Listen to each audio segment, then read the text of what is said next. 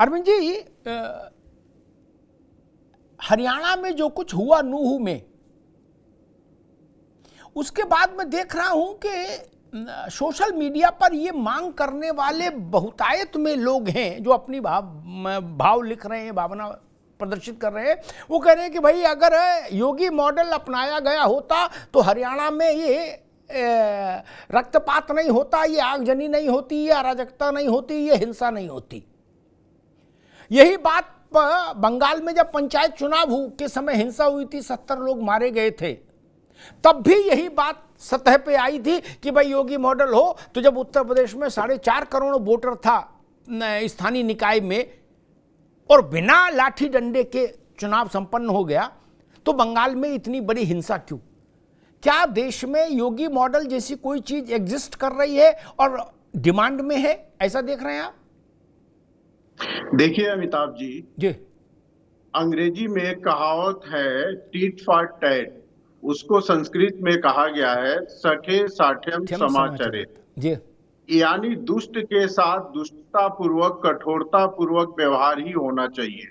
यदि अपराधियों के प्रति सहानुभूतिपूर्ण नीति रहेगी तो उनको लगता है कि जो शासक वर्ग है कायर है, नम्र है, ये कुछ कर नहीं सकता है। और योगी आदित्यनाथ जी जैसे कठोर नीति रहे अपराध और अपराधी के प्रति, तो अपराधी डरता है और उसकी 7 पीढ़ी भी अपराध करने के पहले 100 बार सोचने की मन स्थिति में रहती है, क्योंकि उसको लगता है कि कुछ गड़बड़ किया तो हम तो जाएंगे, मेरा मकान भी जाएगा, दुकान भी जाएगा और परिवार भी परेशानी का सामना करेगा। अब मैं दो उदाहरण आपको देता हूँ। उत्तर प्रदेश में देखिए, पिछले 6 वर्षों से जब से योगी आदित्यनाथ जी हैं, पूरी शांति व्यवस्था है, एक भी दंगा देखने को नहीं मिलेगा। चाहे शोभा यात्राएं हो, हिंदुओं की हो या मुसलमानों की कोई रैली हो, सब शांतिपूर्ण तरीके से संपन्न होती है, कहीं कोई उसमें अशांति देखने को नहीं मिलती है। दूसरा, राजस्थान का एग्जाम्पल मैं आपको देता हूं।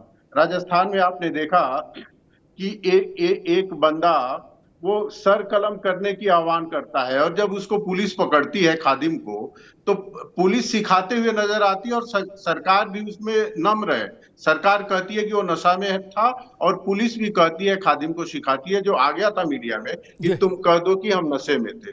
तो सरकार वहां शांत कराना चाहती है उसको नम्रता दिखाकर, और शांत नहीं होता है। आज भी राजस्थान अपराध में नंबर 1 है। और दूसरी तरफ उत्तर प्रदेश कोई पकड़ा जाता है तो वो तो अंदर जाता है, उसका मकान भी ध्वस्त होता है और उससे संबंधित लोग भी पकड़े जाते हैं। तो इसलिए जब अपराध अपराधी के प्रति जीरो टॉलरेंस की नीति अपनाई जाए योगी आदित्यनाथ के तरह, तो वहां पे अपराधी घटनाएं घट जाती है और शांति व्यवस्था देखने को मिलती है। ठीक, मीसम जैदी साहब, राजनीतिक लोग तो देखो, जो सरकार में होता है वो अपनी बात कहता है, जो विपक्ष में होता है वो अपनी बात कहता है। ठीक, विपक्ष वाला एक चश्मा दूसरा लगाता है, सरकार वाला दूसरा लगाता है। लेकिन अदालत न पक्ष में है न विपक्ष में होती है। ठीक, वो तो अदालत है। बंगाल हाई कोर्ट ने जब ये कहा, अपनी सरकार के लिए टिप्पणी की कि आपके पास अगर बुलडोजर नहीं थे कानून व्यवस्था को नियंत्रित करने के लिए, तो उत्तर प्रदेश से किराए से मंगा लिए होते योगी आदित्यनाथ की सरकार से, तो इस टिप्पणी का फिर कोई मतलब होता है? ये टिप्पणी विश्व हिंदू परिषद से आई होती तो चलो खारिज कर देते कि भाई वो उन्हीं के लोग हैं। नहीं, मीसम जैदी साहब। जी अमिताभ जी, बहुत बहुत धन्यवाद। देखिए, आपका जो सवाल है वो बंगाल के परिप्रेक्ष्य में है और बंगाल के सिलसिले में वहां की कोर्ट ने क्या कहा वो सरकार जाने और वो बंगाल का है मामला है। और इस तरह से अगर देखा जाए अमिताभ जी, तो बहुत बार कोर्ट ने इस तरह से संज्ञान में लिया है। सुप्रीम कोर्ट ने भी संज्ञान में लिया है, अभी मणिपुर में भी संज्ञान में लिया है कोर्ट ने। तो यहाँ पर बात ये कहने की है कि जिस तरह कोर्ट संज्ञान में लेती है और अगर उस पर सरकारें अमल कर लें, तो चाहे वो बंगाल हो, चाहे वो मणिपुर हो, दिल्ली हो, गुजरात हो, या बहुत से राज्य हैं, उनको भी ये सोचना चाहिए कि टिप्पणी लगातार करती रहती है। वहां की क्या कमियां रही वो बंगाल का मामला है, उससे हमारा लेना देना नहीं है।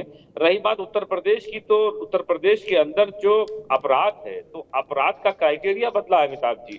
अब अपराध अपराधी द्वारा ना करा करके उसको पुलिस की कस्टडी में उकसा करके नौजवानों से हत्याएं कराई जा रही हैं और नए नए अपराधी पैदा उत्तर प्रदेश में किए जा रहे हैं।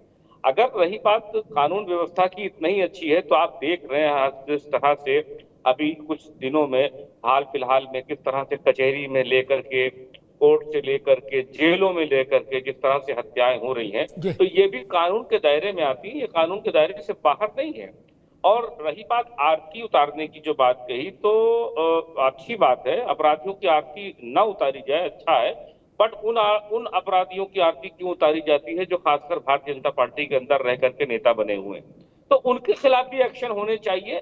किसी एक वर्ग जी को निशाना बना करके, किसी एक जात संप्रदाय को निशाना बना करके इस तरह से कार्रवाई नहीं करना चाहिए। हमारी मांग है कि ठीक है, अगर जनता को ये लगता है कि अपराध को रोका जाए, तो हम भी यही चाहते हैं कि अपराध ना हो, क्योंकि अपराध नहीं होगा तो जाहिर सी बात है हमारा देश प्रदेश आगे बढ़ेगा, नौजवान आगे ठीक है बढ़ेंगे। जय तो साहब जी कहीं ना कहीं बिल्कुल सभी ये बात को चाहते ठीक हैं, बट तक एक जी पक्ष के ऊपर कार्रवाई, ठीक एक जहां ठीक बुलडोजर है चलाना, ठीक है एक ही पार्टी को टारगेट हाँ करना, ठीक, अब रुकना होगा, अब रुकना होगा, अब रुको, अब रुको।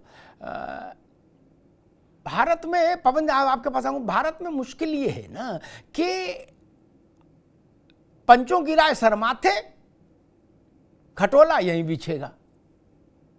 अतीक के मारे जाने पर भी रोने वाले इस देश में कम नहीं है। बताइए, अतीक कोई देशभक्त थे, वो आजादी की लड़ाई लड़े थे? नहीं ना। उन पर कोई भले पुण्य प्रताप के मुकदमे थे? नहीं ना।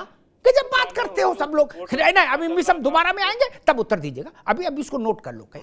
ठीक, यही भारत की सबसे बड़ी समस्या है। मुख्तार की संपत्ति सीज हो, बुलडोजर चले, उस पर भी तकलीफ। फिर एक बड़ा चतुराई से कहा गया कि एक ही वर्ग और जाति और मजहब, जहां जिस पश्चिमी उत्तर प्रदेश से पवन दीक्षित हैं, उसमें बिजनौर से एक 2.5 लाख रुपए का इनामी, छोटा मोटा नहीं, 2.5 लाख रुपए का इनामी माफिया एनकाउंटर में मारा गया था। वो हिंदू था। अतीक और अतीक के लड़के पर रोने वाले उसका नाम तक नहीं लिए। फिर वो हिंदू कैसे मार दिया गया अगर एक ही जात और मजहब टारगेट हो रहा है? ऐसे छवि खराब मत करिए अपने प्रदेश की भाई। वो मारा गया ना, फिर उस पर तो आप लोग रोए नहीं। अतीक का लड़का मारा गया तो धारा प्रवाह, आंसू ही नहीं रुके। ऐसा नहीं करो। खैर, पवन दीक्षित, आज फिर वही बात आ रही है कि जब हरियाणा में जो बवाल हुआ, तो मैं देख रहा हूं सोशल मीडिया पर ये एक पॉपुलर डिमांड है, एक पॉपुलर ओपिनियन बन रही कि भाई योगी मॉडल अप्लाई होता तो ऐसा नहीं होता। पवन दीक्षित बड़े भाई अमिताभ जी को नमस्कार, और मेरे फैमिली साथियों को नमस्कार। देखिए अमिताभ जी, विधि का छात्र हूं, तो मेरी कॉन्शियस अलाउ नहीं करता कि मैं सोशल मीडिया के हिसाब से चल पाऊं।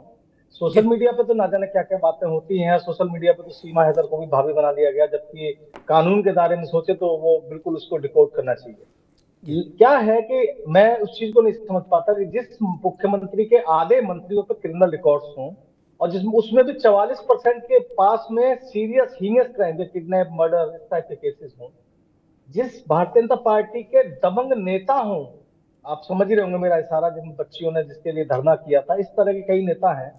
उस तरह के नेता अगर ये बात बोले कि हम चीजें कर रहे हैं और हम बहुत बड़े, देखिए मैं आपको बताइए, हाइप बनाई हुई है, बुलडोजर चलाया गया है, बहुत अच्छी बात है, अपराधी के पास चलना चाहिए, कानून के दायरे में हर चीज होनी चाहिए। क्योंकि अगर सिर्फ बुलडोजर चलने लगा अमिताभ जी, तो मेरा और आपका घर भी दूर नहीं होगा। अगर कानून की व्यवस्था, कानून की लगाम नहीं होगी, कोर्ट की लगाम नहीं होगी, तो वो भी बहुत जरूरी है। हम मैं बात करते हैं कि दंगे नहीं हुए। देखिए मैं आपको तो आईना दिखाई नहीं सकता, जो मेरे बड़े भाई हैं। एनसीआरबी के आंकड़े क्या कहते हैं? एनसीआरबी के आंकड़े आपने जरूर स्टडी किए होंगे। आज एनसीआरबी के आंकड़े हैं जिसमें हजारों की तादाद में हर साल दंगों की रिपोर्ट्स यूपी में दी गई है। अब हम 2017 में 8,900 थे, 2018 में 8,908, 19 में 5,714, 2020 में 6,126, इस तरह के आंकड़े लगातार हैं। तो ये दंगे का पर्याय पहले क्या होता था? पहले होता था हिंदू मुस्लिम। लेकिन जो पुलिस की विवेचना में, पुलिस के एफआईआर में जो चीज लिखी जाती है, दंगा तो कायदे में ये भी था जो कांवड़ियों को कल एक एसएसपी का ट्रांसफर हुआ है। ये तो उसी तरीके से निपटाने की कोशिश की थी, लाठीचार्ज करके एसएसपी ने, लेकिन वो योगी जी को समझ में नहीं आया, उन्होंने उठा दी, फेंक दिया उसको, ट्रांसफर कर दिया उनका। तो देखिए, सबसे पहले जो एक मैं आपको बताऊं, पर्सनली जिम्मेदारी के साथ एक बात कह रहा हूं कि भारतीय जनता पार्टी में बहुत सारी खेमेबाजियां हो गई। मैं दिल्ली में बैठते हैं तो दिल्ली में भी 4 लोग मिलते हैं, बीजेपी के बड़े लीडर्स मिलते हैं, तो ये सिर्फ अपने आप को प्रमोट करने के ऊपर एक चीज चल रही है। निश्चित रूप से मैं योगी जी से भी ज्यादा एक चीज को कहूंगा अमिताभ जी, सोशल मीडिया का भी बहुत बड़ा योगदान है अच्छा करने में। लोगों में एक्सपोजर बढ़ा है, लोगों में समझ आई है, ठीक है, पढ़े लिखे हैं लोग बात, तो ये सब भी चीजें हुई हैं, ठीक कम हुआ है। ठीक पवन जी, मैं आलोक वर्मा के पास, ठीक है पवन भाई, ठीक है, मैं आलोक वर्मा के पास चलूंगा 2 बातें कह के। एक तो इस बात को हम लोगों को ध्यान रखना चाहिए कि कागज में क्या लिखा, ठीक छोड़िए, मैंने 2013 का मुजफ्फरनगर का दंगा देखा और उसके 6 महीने बाद तक जलता हुआ पश्चिमी उत्तर प्रदेश देखा। ठीक, कागज में यह भी लिख के आ जाए कि 10,000 दंगा रोज हो रहा, मुझे भी तो दिखाई देना चाहिए ना, दंगा कहां हो रहा मुजफ्फरनगर जैसा, हजारों लोग मारे जा रहे हैं, हजारों लोग घर जला दिए गए, बवाल मच गया है, शिविर बनाने पड़े, एक में जाट रह रहे हैं जो अनाथ हो गए, एक में मुसलमान रह रहे हैं, हाहाकार मचा हुआ है। वो दंगा देखा था हमने, हम और पीछे नहीं जाएंगे, हम तो अभी ताजा ताजा बताई दे रहे जो आखिरी दंगा था। मुझे नहीं पता एनसीआर भी कहां कौन सा चश्मा लगाए, क्या लिख रही नहीं लिख रही, किस राज्य में क्या लिख रही, फिर तो बंगाल में उसने लिख दिया होगा 500-700 करोड़ दंगे, आई डोंट नो क्या मैकेनिज्म है उनका। लेकिन मैं तो कबीरपंथी हूं, तू कहता है कागज लेखी, मैं कहता हूं आंखन देखी। मैंने आंख से दंगा देखा, मैं न भाजपा की मानू, न सपा की, न कांग्रेस की, न बसपा की। मुजफ्फरनगर का दंगा मैंने खुद अपनी आंखों से देखा है। मुझसे सारी पार्टियों के राष्ट्रीय अध्यक्ष आके कहें गंगा जल हाथ में लेके, फिर भी हम नहीं मानेंगे, क्योंकि मैंने तो अपनी आंख से देखा भाई। वैसा दृश्य ईश्वर न करे कभी दोबारा पैदा हो उत्तर प्रदेश में, नहीं होना चाहिए दोबारा पैदा। और किसी राज्य में अगर 70 लोग पंचायत के चुनाव में मर जाएं और वही देश का सबसे बड़ा राज्य 4.5 करोड़ लोगों को वोटिंग करा के बिना जान माल के नुकसान के चुनावी प्रक्रिया पूरी कर ले, दोनों राज्य भारत में है मित्र, नहीं तो ये कोई नाराज होने की बात तो नहीं, तो अच्छी बात है, इस पर तो सबको प्रसन्न होना चाहिए जो लोग रह रहे हैं देश में। क्या वो 70 मौत वाला पक्ष में हम खड़े होंगे? नहीं ना, एक विषय है। खैर